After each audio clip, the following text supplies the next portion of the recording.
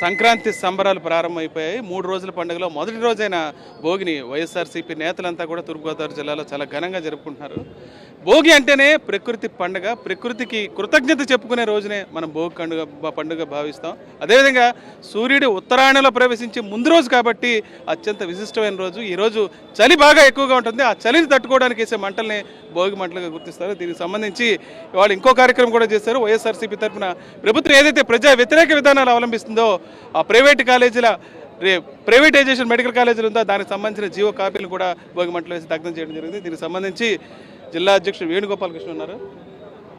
ఎలా జరిగింది సరే ముఖ్యంగా ప్రభుత్వం ఏదైతే నిర్ణయం తీసుకుందో దాన్ని వ్యతిరేకిస్తూ వైఎస్ఆర్సీపీ స్టాండ్ ఏంటి, రెండోది ఈ కార్యక్రమం ఎలా జరుగుతుంది? పండగ అనే పదానికి అర్థం ప్రజలు ఆనందంగా ఉండాలి, సంతోషంగా ఉండాలి, భద్రతతో ఉండాలి, భాగ్యం కలిగి ఉండాలి.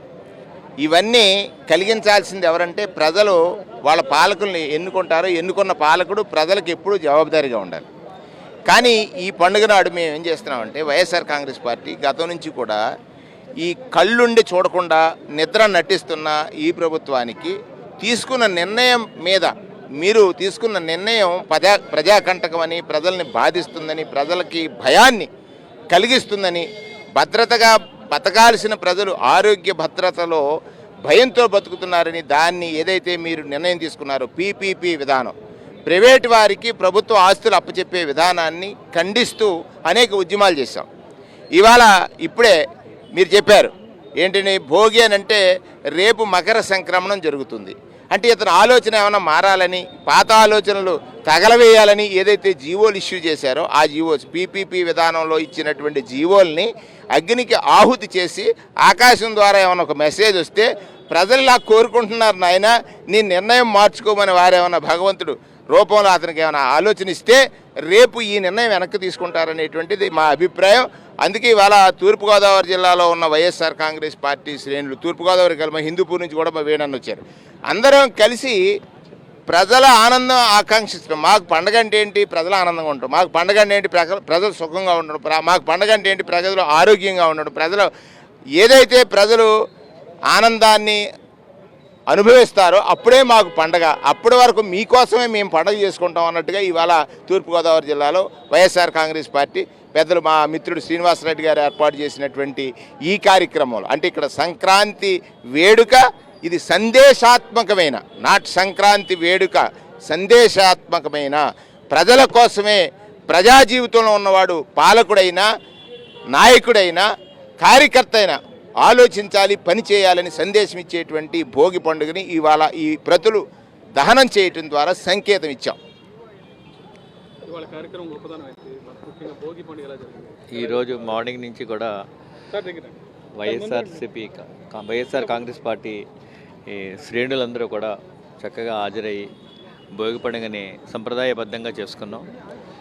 ఈ సంక్రాంతి సందర్భంగా మా పార్టీ అధినేత శ్రీ జగన్మోహన్ రెడ్డి గారికి, మా కుటుంబ సభ్యులందరికీ, వైఎస్ఆర్సీపీ కుటుంబ సభ్యులందరికీ కూడా సంక్రాంతి శుభాకాంక్షలు చెప్తూ ఈ సంక్రాంతి మీ జీవితాల్లో వెలుగులు నింపాలని, సుఖ సంతోషాలతో ఆయురారోగ్యాలతో ఉండాలని చెప్పి కోరుకుంటూ, అదేవిధంగా ప్రస్తుత కూటమి ప్రభుత్వం చేస్తున్న అరాచరికాలన్నీ కూడా మంటల్లో కలపాలని చెప్పి పీపీపీ మోడ్లో ఏదైతే మెడికల్ కాలేజీలు ఇస్తూ ఉన్నారో ఆ ప్రతులను కూడా దహనం చేయడం జరిగింది.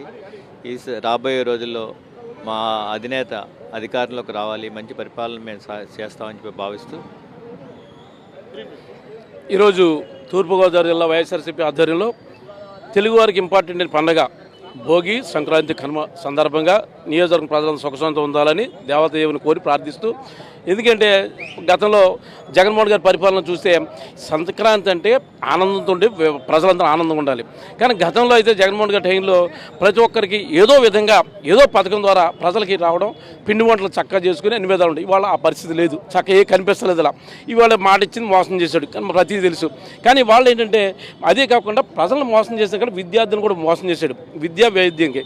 దాన్ని ఆ మంటల పత్రాలను కూడా భోగి మంటల్లో వేసి కాల్చడం జరిగింది. ఇవాళ సరే వాళ్ళకి కళ్ళు తెరిచి చక్కని రీతిలో ఉండాలని దేవత దేవుని కోరి ప్రార్థిస్తున్నాం. వైఎస్ఆర్సీపీ పార్టీ సంక్రాంతి ఉత్సవాలు పార్టీ తరఫున చేయమనడానికి పిలుపునివ్వడంతో తూర్పుగోదావరి జిల్లా అధ్యక్షుల వారు మరియు రాజా నాకు మా ఏరియాలో ఈ కార్యక్రమం ఉత్సవంగా చేయాలని నాకు చిన్న బాధ్యత చెప్పారు. ఆ ప్రకారం ఇవాళ ఇక్కడ ఏర్పాటు చేయడం జరిగినది. మేమందరం కూడా అందరికీ భోగి, సంక్రాంతి, కనుమ శుభాకాంక్షలు చెప్తున్నాం. తూర్పుగోదావరి జిల్లా ప్రజానికానికి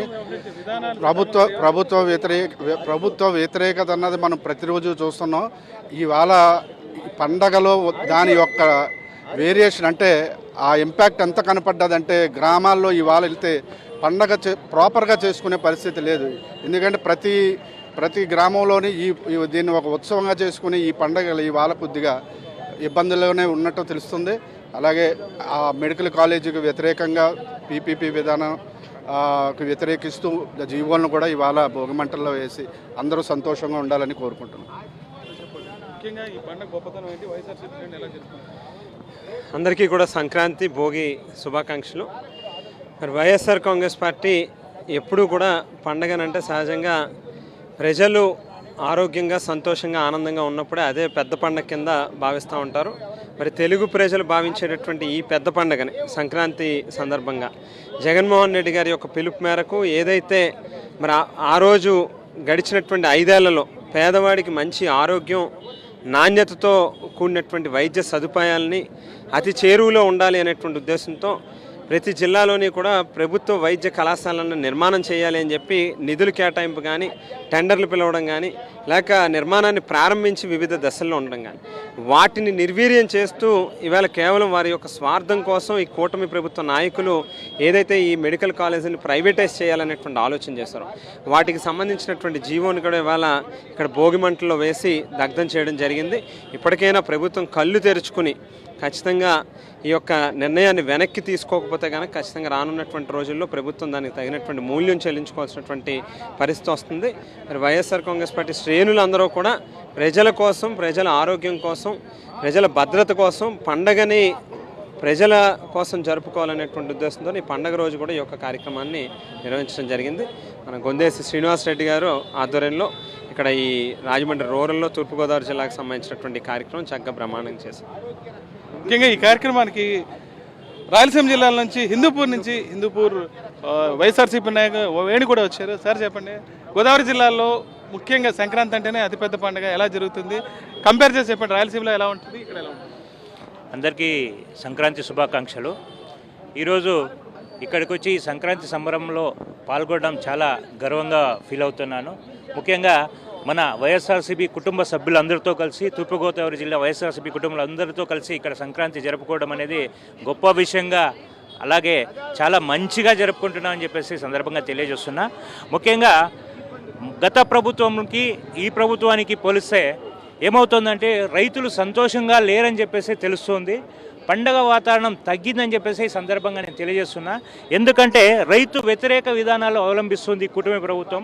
ఏ రైతు సంతోషంగా లేరు. అలాగే ఈ మెడికల్ కళాశాల విషయానికి వస్తే దాదాపు రాష్ట్రంలో జగన్మోహన్ రెడ్డి సార్ పిలుపు మేరకు 1 కోటి మంది సంతకాలు పెట్టి ప్రైవేటీకరణ వద్దు అనేసి చెప్పినా కూడా ఈ కుటుంబ ప్రభుత్వం అలాగే ముందుకెళ్తుంటే ఇంకా ఎంత దిగజారి పాలన చేస్తుందని చెప్పేసి సందర్భంగా నేను తెలియజేస్తున్నా. అలాగే ప్రజల ఆగ్రహానికి గురైతే ఈ కుటుంబ ప్రభుత్వాన్ని ఇదే భోగి మంటల్లో వేసి కాల్చేసే దగ్గరలోనే ఈ రోజులు ఆ రోజులు దగ్గరలోనే ఉన్నాయని చెప్పేసి తెలియజేస్తూ ఇక్కడికి విచ్చేసినందుకు చాలా సంతోషంగా ఉంది.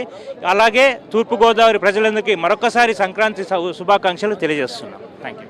మొత్తానికి వైఎస్ఆర్సీపీ ఆధ్వర్యంలో అత్యద్భుతంగా సంక్రాంతి ఉత్సవాలు జరుపుతున్నారు. దీంతో భాగంగా ప్రభుత్వం ఏదైతే అనుసరిస్తుందో ప్రజా వ్యతిరేక విధానాలకు సంబంధించిన మెడికల్ కళాశాలల ప్రైవేటీకరణకు సంబంధించిన జీవోల కాపీలు కూడా దగ్ధం చేశాం. ఖచ్చితంగా ఈ ప్రభుత్వానికి ప్రజలు బుద్ధి చెప్పే రోజు త్వరలోనే వస్తుందని నాయకులు చెప్తున్నారు.